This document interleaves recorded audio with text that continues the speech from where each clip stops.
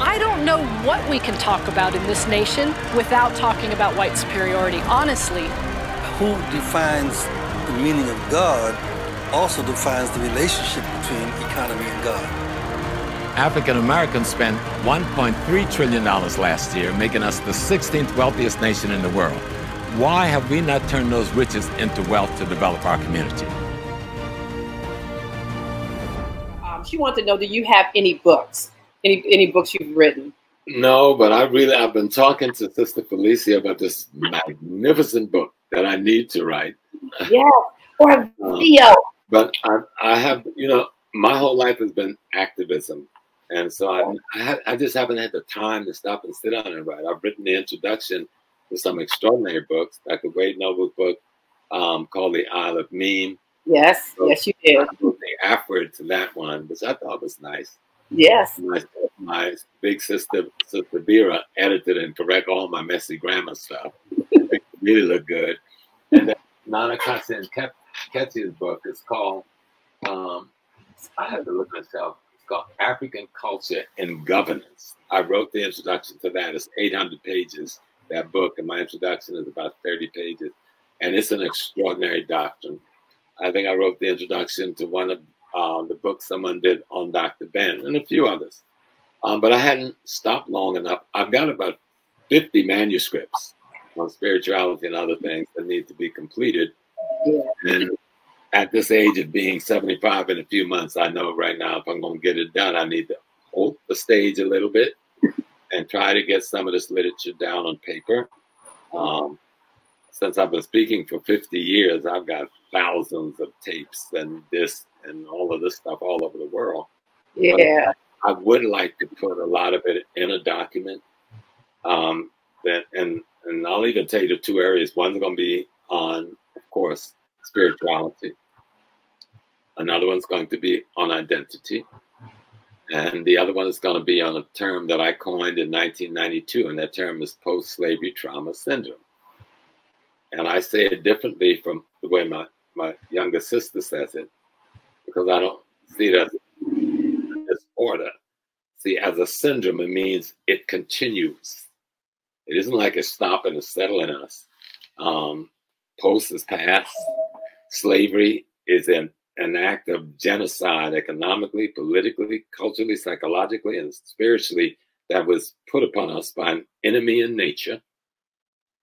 And syndrome means that damage that came from that thing continues in our lives today. And we need to identify it in order to transform it or remove it from our character. And so those are the three pieces I really would love to do before I leave. I've got, like I said, I've got a lot of manuscripts in some stage of completion about spirituality. I've been involved in, like I said, I was an imam at age 21. My grandfather was a Baptist minister, St. Anne's Baptist Church down in Acadia Plantation, Georgetown, South Carolina. So I come out of that whole tradition. My grandmother was a root lady, a traditional priestess.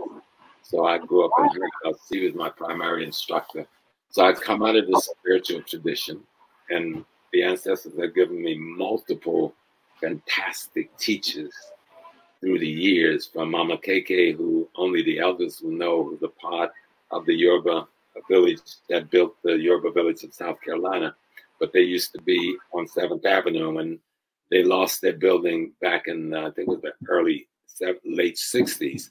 I allowed the Yoruba temple to meet in my mosque, which upset a lot of Muslims. They even tried to assassinate me because of that incident. Some minded people, because they said I was desecrating the mosque. But that same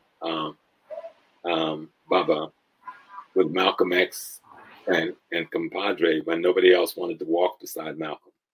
I started with Nana Perry Denny Zulu in Queens, and his son Kimanti Denny Zulu, my little brother, who's now an ancestor, who taught me so much about Tigray and the Daddy Kofi and other elements and strength of the Akan spiritual tradition. So I didn't just walk to this lightly, and I am a priest of the craft of Amun-Ra at the shrine of Hunefa. So I've been trying to learn this thing all of my life. I'm also a priest in the Yoruba tradition. I'm a Babalarisha of Oya, at the shrine of Kenny Cyrus Ile-Ejube in Chaguanas, Trinidad, Enterprise Village. I've studied in the Voodoo tradition under Rolex, Maryland, for many years.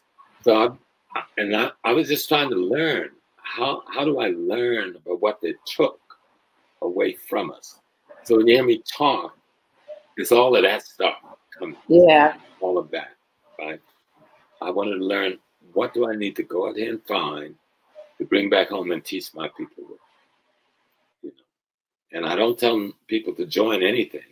I said, learn about it first, then find a community of people that you can be comfortable with before you take any oath or take any initiation or join anything. First, learn about what it is you're about to join or what it is you're about to become a part of. And there's some beautiful spiritual traditions and cultural institutions, from the Kemetic traditions to the Yoruba tradition, to the Akan tradition, to the Voodoo tradition, to the Root tradition in this country. And by the way, we never lost our culture. That's a myth, okay? It got marginalized in this society. But we still practice our culture all over America, especially in the South, along the Gulf of Mexico and along the Atlantic Ocean, from New Orleans to Wilmington, North Carolina, from Jacksonville, Florida, to Mississippi, to Arkansas, and Alabama, to Virginia. We still have our culture, but we need to learn how to recognize what the ancestors hid within the fabric of the American culture and the fabric of the church. They hid it for safety and survival. But until we study our history and study Africa, we won't even recognize it right in our face. Yeah. Yeah. I think about some of the stuff that like my grandfather used to do, and he's from South Carolina. And he used to do some things, and now like I'm learning stuff. I'm like, oh my gosh, that's what he was doing, And we never had a conversation about it, but it was something that we just learned to do. They live their culture out. Yeah. And if you go, and then we'll come back to HAPI real quick, but after this piece, I just want to drop some things on people. If I went to Jamaica, they will talk about what's the church there? Oh my. I just missed it. But if I went to Haiti, they'll talk about voodoo. If I go to Puerto Rico, they'll talk about Santeria. If I go to Cuba, they'll talk about Lucumé. If I go to Brazil, they talk about what's the tradition called there? But when we come to North America, everybody acts like we lost everything. Let me tell you a little secret. The African American population was enslaved a shorter period than any of the other populations in America. So if anybody should have retained it, should have been us. We were in slavery for just a little bit more than 200 years, not 400 years.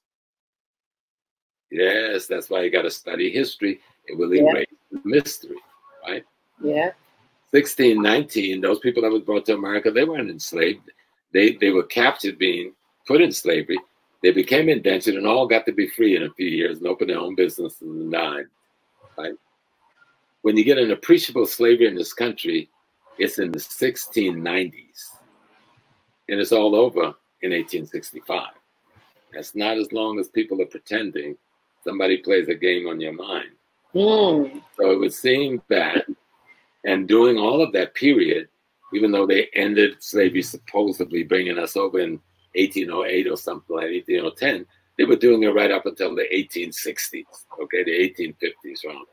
And so we have more retention than we know, but we don't know where to look to find it. That's a good point.